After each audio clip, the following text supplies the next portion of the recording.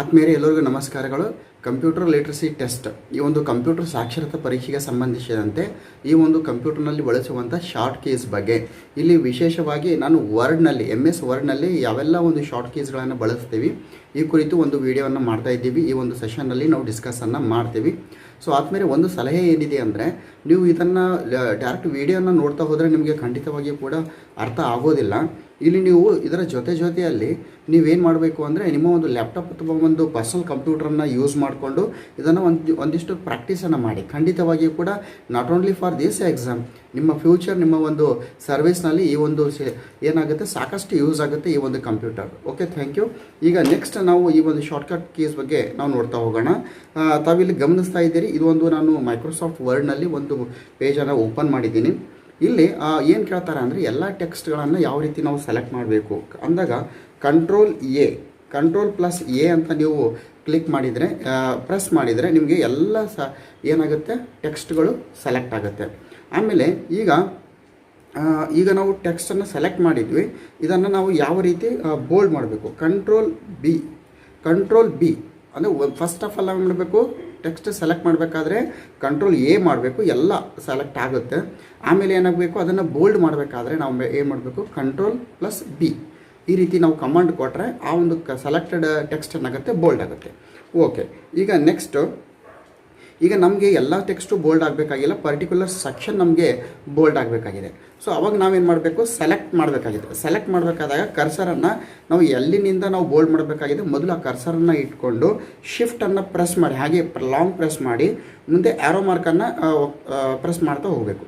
Arrow ಮಾರ್ಕನ್ನು press ಮಾಡಿ ಈಗ ನಮಗೆ ಎಷ್ಟು ಬೇಕೋ ಅಷ್ಟು, ಈಗ ನೋಡಿ ಇಲ್ಲಿ ಎಕ್ಸ್ಟ್ರಾ ಇಲ್ಲಿ ಸೆಲೆಕ್ಟ್ ಆಯಿತು, ನನಗೆ ಅದು ತೆಗಿಬೇಕಾಗಿದೆ, ರಿವರ್ಸ್ ಆ್ಯರೋ ಮಾರ್ಕನ್ನು ಸೆಲೆಕ್ಟ್ ಮಾಡಿ ಈಗ ನಾನು ಇಷ್ಟು ಸೆಲೆಕ್ಟ್ ಮಾಡಿಕೊಂಡೆ. ಈಗ ಇದನ್ನು ನಾನು ಬೋಲ್ಡ್ ಮಾಡಬೇಕಾಗಿದೆ, ಕಂಟ್ರೋಲ್-B ಅಂತ ನಾವು ಏನು ಮಾಡಬೇಕು, ಪ್ರೆಸ್ ಮಾಡಬೇಕು. ಕಂಟ್ರೋಲ್+B ಅಂತ ಕೊಟ್ಟಾಗ ಅದಿಷ್ಟು ಲೈನ್ ಏನಾಗುತ್ತೆ ಬೋಲ್ಡ್ ಆಗುತ್ತೆ. ಸೊ ಕಂಟ್ರೋಲ್+B ಏನಾಗುತ್ತೆ ಬೋಲ್ಡು, ಕಂಟ್ರೋಲ್-A ಏನಿದೆ ಎಲ್ಲ ಸೆಲೆಕ್ಟ್ ಆಗುತ್ತೆ.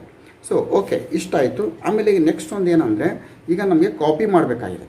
ಸೊ ಕಾಪಿ ಮಾಡಬೇಕಾದ್ರೆ ಯಾವ ರೀತಿ ನಾವು ಕಾಪಿಯನ್ನು ಮಾಡಬೇಕು ಅಂದರೆ ಶಾರ್ಟ್ಕಟ್ ಕೀಸನ್ನು ಯೂಸ್ ಮಾಡಿ. ಇದನ್ನು ನಿಮಗೆ ಎಕ್ಸಾಮಲ್ಲಿ ಕೇಳ್ತಾರೆ. ಈಗ ನಾವೇನು ಮಾಡಬೇಕು ಅಂದರೆ ಕಂಟ್ರೋಲ್-C ಅಂದರೆ ಮೊದಲು ನಾವು ಸೆಲೆಕ್ಟ್ ಮಾಡಬೇಕು, ಯಾವುದನ್ನು ಕಾಪಿ ಮಾಡಬೇಕಾಗಿದೆ. ನೋಡಿ ನಾನು ಸೆಲೆಕ್ಟ್ ಮಾಡ್ತಾ ಇದ್ದೀನಿ, ನೋಡಿ ಯಾವ ರೀತಿ ಯೂಸ್ ಮಾಡ್ತಾಯಿದ್ದೀನಿ without mouse. Shift plus forward arrow ಮಾರ್ಕನ್ನು ಯೂಸ್ ಮಾಡಿಕೊಂಡು ಮಾಡ್ತಾಯಿದ್ದೀನಿ. ಈಗ ನಾನು ಸೆಲೆಕ್ಟ್ ಮಾಡ್ತಾಯಿದ್ದೀನಿ. ಓಕೆ, ಸೆಲೆಕ್ಟ್ ಆಯಿತು. ಸೊ ಇಷ್ಟು ಸೆಲೆಕ್ಟ್ ಮಾಡಿದ ಮೇಲೆ ಈಗ ನಾನು ಕಾಪಿ ಮಾಡಬೇಕಾಗಿದೆ. ಕರ್ಸರನ್ನು ಸೆಲೆಕ್ಟೆಡ್ ಏರಿಯಾದಲ್ಲಿ ಇಡಬೇಕು. ಆಮೇಲೆ ಕಂಟ್ರೋಲ್-C ಅನ್ಬೇಕು. ಕಂಟ್ರೋಲ್+C ನೀವು ಪ್ರೆಸ್ ಮಾಡಿ ಆಮೇಲೆ ನೀವು ಎಲ್ಲಿ ಕಾಪಿ ಮಾಡಬೇಕಾಗಿದೆ ಕರ್ಸರನ್ನು ಅಲ್ಲಿ ತಂದು ಇಟ್ಕೊಂಡು ಕಂಟ್ರೋಲ್-V ಅನ್ಬೇಕು. ನೋಡಿ ಕಾಪಿ ಆಯಿತು. ಸೊ ಈ ರೀತಿ ನೀವು ಕಾಪಿ ಮಾಡ್ಬೋದು. ಫಸ್ಟ್ ಟೆಕ್ಸ್ಟ್ ಸೆಲೆಕ್ಟ್ ಮಾಡುವಂಥದ್ದು, ಆಮೇಲೆ ಕಂಟ್ರೋಲ್-C ಪ್ರೆಸ್ ಮಾಡಿ ಎಲ್ಲಿ ನೀವು ಪೇಸ್ಟ್ ಮಾಡಬೇಕಾಗಿದೆ ಅಲ್ಲಿ ಕರ್ಸರ್ ತಂದು ನೀವು ಏನು ಮಾಡ್ತೀರಿ, ಕಂಟ್ರೋಲ್-V ಇಟ್ಸ್ ವೆರಿ ಇಂಪಾರ್ಟೆಂಟ್. ಕಂಟ್ರೋಲ್-V ಅಂದಾಗೆ ನಾವು ಪೇಸ್ಟ್ ಮಾಡಲಿಕ್ಕೆ ಬಳಸ್ತೀವಿ. ಓಕೆ, ಕಂಟ್ರೋಲ್-V ನೋಡಿ ಎಷ್ಟು ಶಾರ್ಟ್ ಕೀ ಬರ್ತಾ ಇದೆ, ನೋಟ್ಬುಕ್ನಲ್ಲಿ ನೋಟ್ ಮಾಡ್ತಾ ಹೋಗಿ. ಈ ರೀತಿ ಪೇಸ್ಟ್ ಮಾಡಿದ್ಮೇಲೆ ನಮಗೆ 3 ಆಪ್ಷನ್ಸ್ ಬರುತ್ತೆ ಇಲ್ಲಿ. ಕೀಪ್ ಸೋರ್ಸ್ ಫಾರ್ಮೆಟಿಂಗ್ ಅಂತ, match destination formatting, keep text only ಅಂತ. ನಿಮಗೆ ಯಾವುದು ಬೇಕೋ ಅದನ್ನು ನೀವು ಸೆಲೆಕ್ಟ್ ಮಾಡಲಿಕ್ಕೆ ಆಗ್ತದೆ. ಸೊ ಇದೇನಾಯಿತು, ಕಾಪಿ ಮಾಡಿದ್ವಿ, ಆಮೇಲೆ ಪೇಸ್ಟ್ ಮಾಡಿದ್ವಿ. Paste control V, copy control C. Select ಮಾಡಬೇಕಾದಾಗ ಕಂಟ್ರೋಲ್-A ಸೆಲೆಕ್ಟ್ ಆಗುತ್ತೆ, ಬೋಲ್ಡ್ ಮಾಡಬೇಕಾದ್ರೆ ಕಂಟ್ರೋಲ್-B. ಇಷ್ಟ ಆಯಿತು. ಇದಾದಮೇಲೆ ಈಗ ನಮಗೆ ಕಾಪಿ ಮಾಡಬೇಕಾಗಿಲ್ಲ, ಅದಷ್ಟು ಕಟ್ ಮಾಡಬೇಕಾಗಿದೆ. ಅದು ಮೊದಲು ನಾವೇನು ಮಾಡಬೇಕು, ಈಗ ಸೆಲೆಕ್ಟ್ ಮಾಡಬೇಕು. ಸೆಲೆಕ್ಟ್ ಮಾಡೋದ್ರಲ್ಲಿ ಮತ್ತೊಂದು ನಿಮಗೆ ಆಪ್ಷನ್ ಹೇಳ್ತೀನಿ. ಎಲ್ಲಿಂದ ಸೆಲೆಕ್ಟ್ ಮಾಡಬೇಕಾಗಿದೆ, ಕರ್ಸರ್ನ ಇಟ್ಕೊಂಡು ಶಿಫ್ಟನ್ನು ಪ್ರೆಸ್ ಮಾಡಿ ಆಮೇಲೆ ಏನು ಮಾಡಬೇಕು, ಇಲ್ಲಿ ನೋಡಿ ನಾನು ನಿಮಗೆ ಇನ್ನೊಂದು ಸಲ ತೋರಿಸಿರ್ತೀನಿ ಆದ್ಮೇಲೆ. ಏನಂದರೆ ಎಲ್ಲಿ ನೀವು ಸೆಲೆಕ್ಟ್ ಮಾಡಬೇಕಾಗಿದೆ ಕರ್ಸರ್ನ ಇಟ್ಕೊಂಡು ಶಿಫ್ಟ್ ಇಟ್ಕೊಳ್ಳಿ, ಕರ್ಸರ್ ಮೂವ್ ಮಾಡಿ ಎಲ್ಲಿವರೆಗೂ ಸೆಲೆಕ್ಟ್ ಮಾಡಬೇಕಾಗಿದೆ ಅಲ್ಲಿ ಬಂದು ನೀವು ಏನು ಮಾಡಬೇಕು, ಕ್ಲಿಕ್ ಮಾಡಿ. ಇಲ್ಲಿವರೆಗೂ ಸೆಲೆಕ್ಟ್ ಆಗುತ್ತೆ. ಇಲ್ಲ ನಮಗೆ ಇಲ್ಲಿವರೆಗೂ ಬೇಕಾದರೆ ಇಲ್ಲಿವರೆಗೆ ಅಂದರೆ ಜಸ್ಟ್ ನಾವು ಅದ್ರ ಜೊತೆಯಲ್ಲಿ ಶಿಫ್ಟನ್ನು ನಾವು ಆ ರೀತಿ ಕಂಟಿನ್ಯೂಸ್ ಆಗಿ ಪ್ರೆಸ್ ಆಗಿ ಇಟ್ಕೊಂಡಿರಬೇಕು. ಆಮೇಲೆ ನಮಗೆ ಎಲ್ಲಿವರೆಗೂ ಬೇಕು ಅಲ್ಲಿವರೆಗೆ. ಓಕೆ, ಇದನ್ನು ನೀವು ಪ್ರಾಕ್ಟಿಕಲಾಗಿ ಮಾಡಿ ಶಿಫ್ಟ್ ನೀವು ಹಿಡ್ಕೊಂಡು ಎಲ್ಲಿ ನೀವು ಕ್ಲಿಕ್ ಮಾಡ್ತೀರಿ ಅಲ್ಲಿವರೆಗೂ ಸೆಲೆಕ್ಟ್ ಆಗುತ್ತೆ.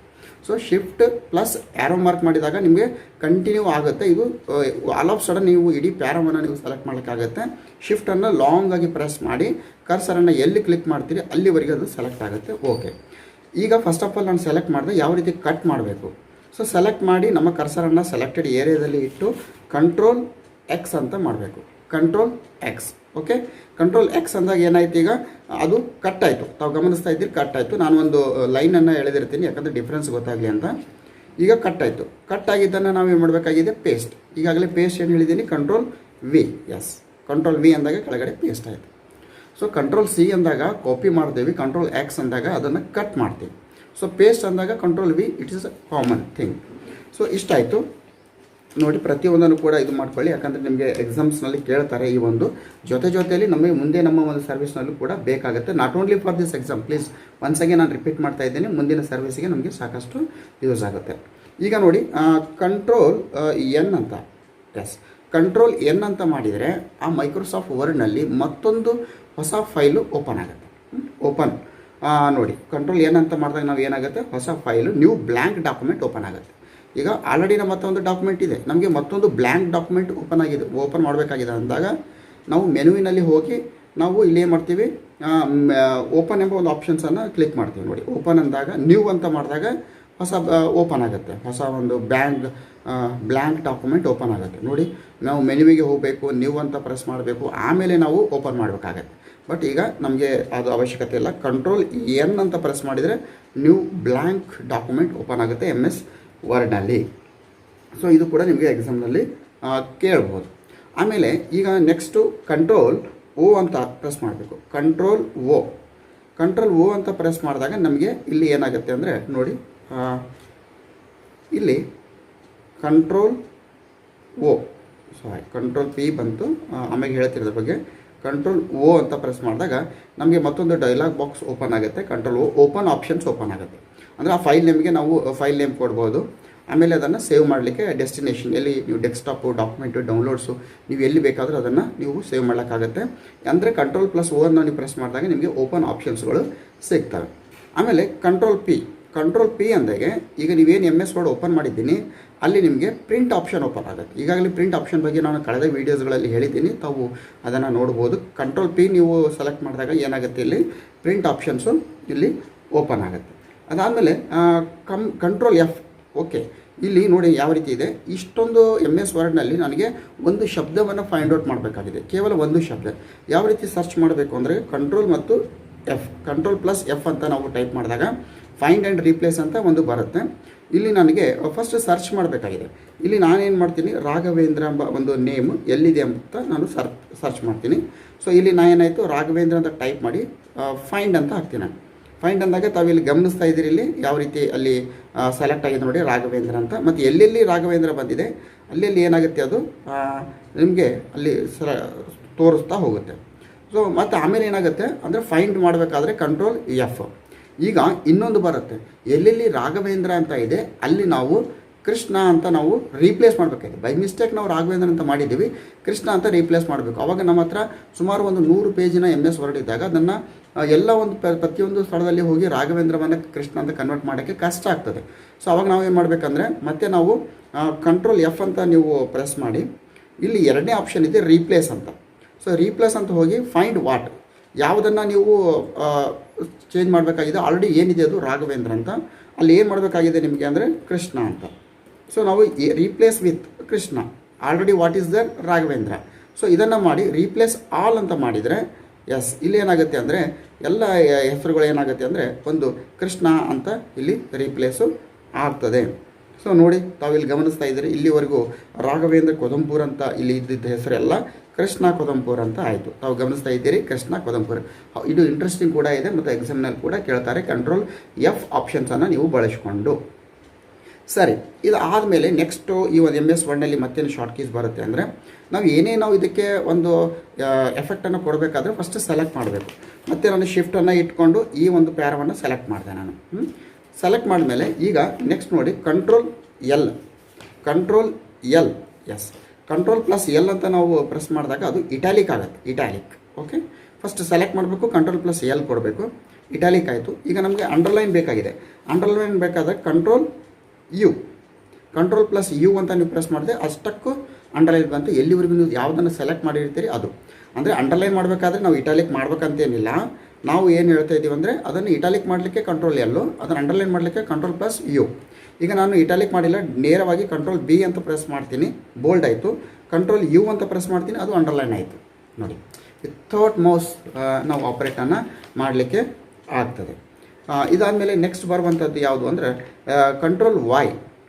ಕಂಟ್ರೋಲ್ ವಾಯ್ ಅಂತಂದಾಗ ಏನಾಗುತ್ತೆ, ಕಂಟ್ರೋಲ್ ವಾಯ್ ಅಂದಾಗ ಏನಾಗುತ್ತೆ ಅಂದರೆ ರೀಡು ದ ಆ್ಯಕ್ಷನ್ ಪರ್ಫಾರ್ಮ್. ಮೊದಲು ನಾವು ಏನು ಮಾಡಿರ್ತೀವಲ್ಲ ಅದಕ್ಕೆ ಮೊದಲಿನ ಸ್ಥಿತಿಗೆ ಅಲ್ಲಿ ಹೋಗುತ್ತೆ.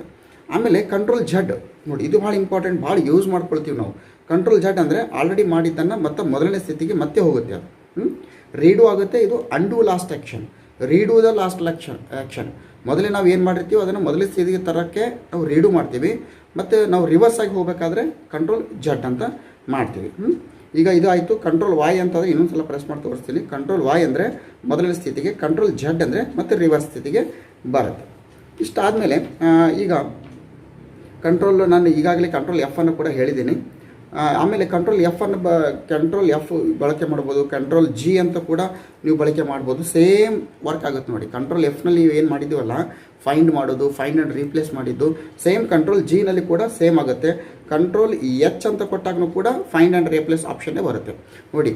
Find and replace option 3, control F, control G, control H. So 3 ಕೂಡ ಒಂದೇ ವರ್ಕ್ ಮಾಡುತ್ತೆ. ಇದನ್ನು ನೀವು ಪರ್ಫೆಕ್ಟ್ ಮಾಡ್ಕೊಳ್ಬೇಕು. ಎಕ್ಸಾಮ್ನಲ್ಲಿ ನಿಮಗೆ ಕೇಳ್ಬೋದು, ಅಥವಾ ಹಾಗೂ ದಿನನಿತ್ಯ ನಿಮ್ಮ ಒಂದು ಸರ್ವಿಸ್ನಲ್ಲಿ ಭಾಳಷ್ಟು ಉಪಯೋಗ ಇದು ಆಗ್ತದೆ. ಆಮೇಲೆ ಈಗ ನಾವೊಂದು ಪ್ಯಾರಾಗ್ರಾಫನ್ನು ಸೆಲೆಕ್ಟ್ ಮಾಡಿದ್ದೀನಿ, ಮಾಡಿ ಕಂಟ್ರೋಲ್ ಜೆ ಅಂತ ಪ್ರೆಸ್ ಮಾಡ್ತೀವಿ. ಕಂಟ್ರೋಲ್ ಜೆ ಅಂತ ಮಾಡಿದಾಗ ನಮಗೆ ಪ್ಯಾರಾಗ್ರಾಫನ್ನು ಶಿಫ್ಟ್ ಮಾಡ್ತೀವಿ. ಯಾವ್ಯಾವ ರೀತಿ ಪ್ಯಾರಾಗ್ರಾಫನ್ನು ಶಿಫ್ಟ್ ಮಾಡ್ಬೋದು ನೋಡಿ. ಯಾವ ರೀತಿ ಪ್ಯಾರಲಲ್ ಇದೆ, ಒನ್ ಸೈಡ್ ಇದೆ. ಸೊ ಇದನ್ನು ನಾವು ಜಡ್ಜ್ ಮಾಡ್ತೀವಿ. ಯಾವ ರೀತಿ ಪ್ಯಾರಾಗ್ರಾಫನ್ನು ನಾವು ಶಿಫ್ಟ್ ಮಾಡಬೇಕಾದ್ರೆ control J justify the paragraph alignment. ಆ ಪ್ಯಾರಾಗ್ರಾಫ್ ಅಲೈನ್ಮೆಂಟನ್ನು ಯಾವ ರೀತಿ ಜಸ್ಟಿಫೈ ಮಾಡಬೇಕಂತ ಕಂಟ್ರೋಲ್ ಜೆ ಅಂತ ನಾವು ಯೂಸ್ ಮಾಡ್ತೀವಿ. ಆಮೇಲೆ ನೋಡಿ ಕಂಟ್ರೋಲ್ ಎಲ್ ಅಂದಾಗೂ ಕೂಡ ನಮಗೆ ಈ ರೀತಿ ಪ್ಯಾರಾಗ್ರಾಫ್ ಅಲೈನ್ಮೆಂಟು ವರ್ಕ್ ಆಗುತ್ತೆ. ಇದು ಆಮೇಲೆ control Q. So control Q ಅಂತ ನಾವು ಪ್ರೆಸ್ ಮಾಡಿದಾಗ ನೋಡಿ, ಇದು ಕೂಡ ಸೇಮ್ ವರ್ಕ್ ಆಗುತ್ತೆ. ಬಟ್ ಇದೇನಾಗುತ್ತೆ, ಲೆಫ್ಟ್ ಸೈಡ್ ಮೂವ್ ಆಗುತ್ತೆ. ಕಂಟ್ರೋಲ್ ಕ್ಯೂ ಅಂದಾಗ ಲೆಫ್ಟ್ ಸೈಡ್ ಮೂವ್ ಆಗುತ್ತೆ, ಅದು ಈ ರೀತಿ. ಓಕೆ,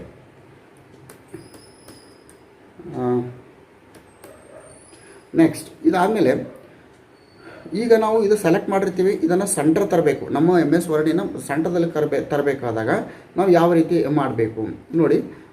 ಈಗ ಕಂಟ್ರೋಲ್ ಎಲ್ ಅಂದಾಗ ಲೆಫ್ಟ್ ಬಂತು, ಕಂಟ್ರೋಲ್ ಆರ್ ಅಂದಾಗ ರೈಟ್ ಸೈಡ್ ಮೂವ್ ಆಗ್ತಾಯಿದೆ ನೋಡಿ ಪ್ಯಾರಾಗ್ರಾಫು ನೋಡಿ. ರೈಟು ಲೆಫ್ಟ್, ಕಂಟ್ರೋಲ್ ಎಲ್ ಅಂದರೆ ಲೆಫ್ಟು, ಕಂಟ್ರೋಲ್ ಆರ್ ಅಂದರೆ ರೈಟು, ಎರಡು ನಾನು ಮೂವ್ ಮಾಡಿ ತೋರಿಸ್ತಾ ಇದ್ದೀನಿ ಈಗ. ಇದಾದಮೇಲೆ ಅಂದರೆ ನಾವು ಪ್ಯಾರಾಗ್ರಾಫನ್ನು ಅಲೈನ್ಮೆಂಟ್ ಯಾವ ರೀತಿ ಮಾಡಬೇಕು ಅಂತ ಆಲ್ರೆಡಿ ನಮ್ಮ ಹತ್ರ ಏನಿರುತ್ತೆ ನೋಡಿ. ನಾನು ಕಂಟ್ರೋಲ್ ಜಡ್ ಅಂತ ಮೊದಲು ಸ್ಥಿತಿ ತರ್ತಾ ಇದ್ದೀನಿ. ಈ ರೀತಿ ಸೆಲೆಕ್ಟ್ ಮಾಡಿ ನಮಗೆ ಅಲೈನ್ಮೆಂಟ್ ಬಗ್ಗೆ ಹೇಳಿದ್ದೆ ನಾನು, ಯಾವ ರೀತಿ ಮಿಡ್ಲ್, ರೈಟ್, ಲೆಫ್ಟ್, ಪ್ಯಾರಲಲ್ ಆಗಿ. ಬಟ್ ನಾವು ಶಾರ್ಟ್ಕಟ್ ಯೂಸ್ ಮಾಡಿಕೊಂಡು ಕಂಟ್ರೋಲ್ ಎ ಆಮೇಲೆ ಕಂಟ್ರೋಲ್ ಆರ್, ಹೌದಾ, ಈ ರೀತಿ ನಾವು ಕಂಟ್ರೋಲ್ ಮಾಡ್ಬೋದು ವಿತ್ ಶಾರ್ಟ್ ಕೀಸ್. ಇಷ್ಟಾದಮೇಲೆ ನೋಡಿ ಫಾಂಟ್ ಆಪ್ಷನ್ಸ್ ಈಗಷ್ಟು ಸೆಲೆಕ್ಟ್ ಮಾಡಿದ್ದೀನಿ. ಫಾಂಟ್ ಆಪ್ಷನ್ ಮಾಡಬೇಕಾದ್ರೆ ನೇರವಾಗಿ ನಾವು ಇಲ್ಲಿ ಹೋಗಿ ಫಾಂಟನ್ನು ಚೇಂಜ್ ಮಾಡ್ತಾ ಇದ್ವಿ. ಬಟ್ ನಾವು ಯಾವ ರೀತಿ ನಾವು ಇದನ್ನು ಬಳಸ್ಕೊಂಡು ಮಾಡಬೇಕು ಅಂದಾಗ ಕಂಟ್ರೋಲ್ ಡಿ ಅಂದಾಗ ನಮಗೆ ಫಾಂಟ್ ಆಪ್ಷನ್ ಓಪನ್ ಆಗುತ್ತೆ. ಬೇರೆ ಬೇರೆದ್ದು ಎಲ್ಲ ಫಾಂಟನ್ನು ನಾವು ಸೆಲೆಕ್ಟ್ ಮಾಡಿಕೊಂಡು ನಾವು ಆ ಒಂದು ಫಾಂಟನ್ನು ಬದಲಾವಣೆ ಮಾಡ್ಕೋಬೋದು ನೋಡಿ. ಫಾಂಟ್ ಬದಲಾವಣೆ ಆಯಿತು. ಯಾವುದು, ಕಂಟ್ರೋಲ್ ಡಿ. ನಾನೆಲ್ಲ MS ವರ್ಡ್ನಲ್ಲಿ ಸ್ಪೆಸಿಫಿಕ್ಕಾಗಿ ಹೇಳ್ತಾ ಇದ್ದೀನಿ. ಕಂಟ್ರೋಲ್ ಡಿ ಮಾಡಿದರೆ ಫಾಂಟ್ ಆಪ್ಷನ್ಸ್ಗಳನ್ನು ನಾವು ಕಂಟ್ರೋಲನ್ನು ಮಾಡ್ಬೋದು, ಚೇಂಜಸನ್ನು ನಾವು ಮಾಡ್ಬೋದು. ಆಮೇಲೆ ಈಗ ಸೆಲೆಕ್ಟ್ ಮಾಡಿರ್ತೀವಿ. ಸೆಲೆಕ್ಟ್ ಮಾಡಿ ಇನ್ನೊಂದು ಕಂಟ್ರೋಲು ಶಿಫ್ಟ್, ಓಕೆ ಶಿಫ್ಟ್ ಮಾಡಿದಾಗ ಒಂದೊಂದು ಆಲ್ಫಾಬೆಟ್ ಕೂಡ ಮೂವ್ ಆಗುತ್ತೆ, ಹೌದಾ. ಕಂಟ್ರೋಲ್ ಶಿಫ್ಟ್ ಮಾಡಿ ಆರೋ ಮಾರ್ಕ್ ಮಾಡಿದಾಗ ನೋಡಿ ಒಂದೊಂದು ವರ್ಡಿಗೆ ಜಂಪ್ ಆಗ್ತಿದೆ ಕರ್ಸರ್. ಸೆಲೆಕ್ಟ್ ಯಾವ ರೀತಿ ಆಗ್ತಾಯಿದೆ, ಒಂದೊಂದು ವರ್ಡಿಗೆ ಜಂಪ್ ಆಗುತ್ತೆ. Control shift plus arrow mark, forward arrow mark, backward arrow mark ಅಂದಾಗ ಒಂದೊಂದು ವರ್ಡ್ ಬ್ಯಾಕ್ ಸೈಡ್ ಜಂಪ್ ಆಗುತ್ತೆ. ಕೇವಲ ಶಿಫ್ಟ್ ಮಾಡಿ ಆರೋ ಮಾರ್ಕ್ ಮಾಡಿದಾಗ ಒಂದೊಂದು ಆಲ್ಫಾಬೆಟ್ ಮೂವ್ ಮಾಡ್ಕೋತ ಸೆಲೆಕ್ಟ್ ಆಗುತ್ತಾ ಹೋದರೆ, ಕಂಟ್ರೋಲ್ ಶಿಫ್ಟ್ ಮಾಡಿ ಆರೋ ಮಾರ್ಕ್ ಮಾಡಿದರೆ ಒಂದೊಂದು ವರ್ಡ್ ಜಂಪ್ ಆಗುತ್ತಾ ಹೋಗುತ್ತೆ. ಸೊ ಇದನ್ನು ಮಾಡಿ ಅಂತ ನಿಮಗೆ ಬರುತ್ತೆ, ಮತ್ತು ನಿಮಗೆ ಹೆಲ್ಪ್ ಆಗುತ್ತೆ ಇದು ನಿಮ್ಮ ಒಂದು ಸರ್ವಿಸ್ನಲ್ಲಿ. ಸೊ ಇದಾಯಿತು. ಸೆಲೆಕ್ಷನಲ್ಲಿ ಎಷ್ಟೊಂದು ಆಪ್ಷನ್ಸ್ ನೋಡಿ. Alphabet wise selection, word wise selection, ಎಲ್ಲರೂ ಕಂಟ್ರೋಲ್ ಎ ಮಾಡಿದರೆ ಇಡೀ ಡಾಕ್ಯುಮೆಂಟ್ ಸೆಲೆಕ್ಟ್ ಆಗುತ್ತೆ. ಸೊ ಇದನ್ನು ನಾವು ಶಾರ್ಟ್ಕಟ್ ಕೀ ಮುಖಾಂತರ ನಾವು ಸೆಲೆಕ್ಟ್ ಮಾಡಲಿಕ್ಕೆ ಆಗ್ತದೆ. ಅದಾದಮೇಲೆ ನೆಕ್ಸ್ಟ್ ನೋಡಿ ಆರೋ ಮಾರ್ಕ್ಸ್, ಕಂಟ್ರೋಲ್ +1, ಕಂಟ್ರೋಲ್ 1 ನೋಡಿರಿ. ಕಂಟ್ರೋಲ್ 1 ಅಂದಾಗ ಆ ಸ್ಪೇಸ್ ಲೈನ್ ಏನಿದೆ ನೋಡಿ, ಕಂಟ್ರೋಲ್ ಲೈನ್ ಯಾವ ರೀತಿ ಚೇಂಜ್ ಆಗುತ್ತೆ ನೋಡಿ. In between the line gap ಎಷ್ಟು ಬೇಕು, ಸ್ಪೇಸ್ ಎಷ್ಟು ಬೇಕು, in between the lines space. Control 2 ಮಾಡಿದರೆ ಇಷ್ಟು, ಕಂಟ್ರೋಲ್ 3 ಈ ರೀತಿ, ಕಂಟ್ರೋಲ್ 1 ಅಂದಾಗ ಈ ರೀತಿ ನೋಡಿ. ಕಂಟ್ರೋಲ್ 1 ಅಂದರೆ ಈ ರೀತಿ, ಕಂಟ್ರೋಲ್ 2 ಅಂದಾಗ ಸ್ಪೇಸು ಹೆಚ್ಚಾಗುತ್ತೆ ನೋಡಿ. ನಮಗೆ ಸಾಕಷ್ಟು ಕಂಟೆಂಟನ್ನು ನಾವು ಒಂದು ಪೇಜ್ನಲ್ಲಿ ನಾವು ಅಡ್ಜಸ್ಟ್ ಮಾಡಬೇಕಾಗಿದೆ. ಸ್ಪೇಸ್ ಕಡಿಮೆ ಮಾಡಬೇಕಾದಾಗ ನಾವು ಸೆಟಪ್ನಲ್ಲಿ ಹೋಗಬೇಕಾಗಿಲ್ಲ. ನಾವು ಕಂಟ್ರೋಲ್ +1 ಮಾಡಿದರೆ ಇಲ್ಲಿ ನ್ಯಾರೋ ಆಗುತ್ತೆ, ಕಂಟ್ರೋಲ್ 2 ಮಾಡಿದರೆ ಇಲ್ಲಿ ಸ್ಪೇಸ್ ಆಗುತ್ತೆ. ಓಕೆ, ರೈಟ್, ಇದು ಆಯಿತು. ಇದಾದಮೇಲೆ ಕಂಟ್ರೋಲ್ ಪ್ಲಸ್ ಬ್ಯಾಕ್ ಸ್ಪೇಸ್ ಅಂತ ಇರುತ್ತಲ್ಲ, ಕಂಟ್ರೋಲ್ ಪ್ಲಸ್ ಓಕೆ, ಮೊದಲು ಅದನ್ನು ಇಟ್ಕೊಂಡು ಓಕೆ, ಇಲ್ಲಿ ಬ್ಯಾಕ್ ಅಂತ ಮಾಡಿದಾಗ ಒಂದೊಂದು ಆಲ್ಫಾಬೆಟನ್ನು ನಾವು ಏನು ಮಾಡ್ಬೋದು, ಅದನ್ನು ಡಿಲೀಟ್ ಮಾಡ್ತಾ ಹೋಗ್ತೀವಿ. ಬಟ್ ನಮಗೆ ಒಂದೊಂದು ವರ್ಡನ್ನು ಡಿಲೀಟ್ ಮಾಡಬೇಕಾಗಿದೆ. ಕರ್ಸರ್ ಅಬ್ಸರ್ವ್ ಮಾಡಿ ಆದ್ಮೇಲೆ ನಾನು ಏನು ಮಾಡ್ತೀನಿ, ಕಂಟ್ರೋಲ್ ಪ್ಲಸ್ ಬ್ಯಾಕ್ ಸ್ಪೇಸ್ ಹೋದಾಗ ಒಂದೊಂದು ವರ್ಡ್ ಡಿಲೀಟ್ ಆಗುತ್ತೆ. ವರ್ಡ್ ನೋಡಿ, ಎಸ್, ಇಲ್ಲಿ ನೋಡಿ, ಸ್ಕೂಲ್ ಹೋಯಿತು, ಗೌರ್ಮೆಂಟ್ ಹೋಯಿತು, ಇನ್ನು ಹೋಯಿತು.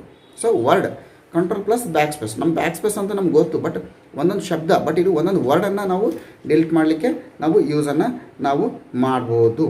ಎಸ್, ಇದಾದಮೇಲೆ ಕಂಟ್ರೋಲ್ ಏನಾಗುತ್ತೆ, ನೆಕ್ಸ್ಟು ಕಂಟ್ರೋಲ್ 5 ಮೊದಲು ನಾವು ಸೆಲೆಕ್ಟ್ ಮಾಡೋಣ.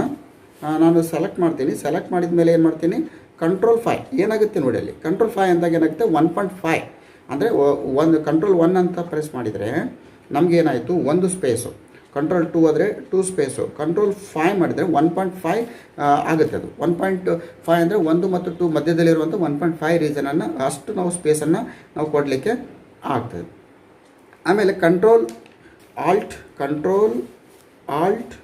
ಪ್ಲಸ್ 1, ಕಂಟ್ರೋಲ್ ಆಲ್ಟ್ ಪ್ಲಸ್ 1 ಅಂತ ಮಾಡಿದಾಗ ನಮಗೆ ನೋಡಿ ಯಾವ ರೀತಿ ಹೆಡ್ಡಿಂಗ್ ಚೇಂಜ್ ಆಗುತ್ತೆ. ಇಲ್ಲಿ ಹೆಡ್ಡಿಂಗ್ ಅದನ್ನು 2 ಅಂತ ಮಾಡಿದಾಗ ಹೆಡ್ಡಿಂಗ್ 2 ಟೈಪ್, ಹೆಡ್ಡಿಂಗ್ 3 ಅಂದರೆ 3 ಟೈಪ್. ಇಲ್ಲಿ ಬೇರೆ ಬೇರೆ ಆಪ್ಷನ್ಸ್ ಇರುತ್ತೆ, ಬೇರೆ ಬೇರೆ ಆಪ್ಷನ್ ರೀತಿಯಲ್ಲಿ ನಮಗೆ ಚೇಂಜಸ್ ಆಗ್ತದೆ ನೋಡಿ. ಹೆಡ್ಡಿಂಗ್ ಕೂಡ ನಾವು ಮಾಡಿದ್ವಿ. ಸೊ ಇಷ್ಟಾಯಿತು, ಸ್ಪೇಸಿಂಗ್ ಕೂಡ ಆಯಿತು, ಇಷ್ಟೊಂದು ನಾವು ಮಾಡಿದ್ವಿ. ಕಂಟ್ರೋಲ್ ಎಸ್ ಅಂದಾಗ ಸೇವ್, ಕಂಟ್ರೋಲ್ ಎಸ್ ಅಂದಾಗ ಏನಾಗುತ್ತೆ, ನಾವು ಸೇವ್ ಆಗುತ್ತೆ. ನೀವು ಇದನ್ನು ಗಮನಿಸಬೇಕಾಗುತ್ತೆ, ಕಂಟ್ರೋಲ್ ಎಸ್ ಅಂತ. ಆಮೇಲೆ F12 ಅಂತ ನೀವು ಮಾಡಿದರೆ F12 ಅಂದರೆ ಸೇವ್ ಆ್ಯಸ್ ಅಂತ ಆಗುತ್ತೆ, ಸೇವ್ ಆ್ಯಸ್ ಅಂತ ಇಲ್ಲಿ ಆಗುತ್ತೆ. ಸೊ ಆದಮೇಲೆ MS ವರ್ಡ್ನಲ್ಲಿ ಬರುವಂತಹ ಈಗಾಗಲೇ ಪರೀಕ್ಷೆಯಲ್ಲಿ ಕೇಳಿರುವಂಥ ಸಾಕಷ್ಟು ಶಾರ್ಟ್ ಕೀಸನ್ನು ಇಲ್ಲಿ ನಾನು ನಿಮ್ಮೊಂದಿಗೆ ಡಿಸ್ಕಸ್ ಮಾಡಿದ್ದೀನಿ. ಮುಂಬರುವ ವೀಡಿಯೋಗಳಲ್ಲಿ ನಾವು ಎಕ್ಸೆಲ್, ಸಂಪೂರ್ಣವಾದ ಒಂದು ಎಕ್ಸೆಲ್ಲು, ಆಮೇಲೆ ಮತ್ತೊಂದು ವೀಡಿಯೋದಲ್ಲಿ ಶಾರ್ಟ್ ಕೀಸ್ಗಳನ್ನು ಸಪ್ರೇಟ್ ಮಾಡಿ ನಿಮಗೆ ಡಿಸ್ಕಸ್ ಮಾಡ್ತೀನಿ. ಯಾಕಂದರೆ ವೀಡಿಯೋ ಲೆಂತ್ ಬಹಳ ಆಗೋದರಿಂದ ನಾನು ಏನು ಮಾಡ್ತೀನಿ, ಮುಂದಿನ ದಿನಗಳಲ್ಲಿ ಪವರ್ ಪಾಯಿಂಟು ಮತ್ತು ಎಕ್ಸೆಲ್ಲು ಅಲ್ಲಿ ಬಳಸುವಂತಹ ಒಂದು ಶಾರ್ಟ್ ಕೀಸ್ಗಳು ಕೂಡ ನಿಮಗೆ ಡಿಸ್ಕಸ್ ಮಾಡ್ತೀನಿ. ಈ ಒಂದು ವಿಡಿಯೋ ನಿಮ್ಮ ಒಂದು CLT ಪರೀಕ್ಷೆಯನ್ನು ಉತ್ತೀರ್ಣವಾಗುವ ನಿಟ್ಟಿನಲ್ಲಿ ಭಾಳಷ್ಟು ಉಪಯೋಗವಾಗಿರ್ಬೋದು ಅಂತ ಭಾವಿಸ್ತಾ, ಜೈ ಹಿಂದ್, ವಂದೇ ಮಾತರಂ.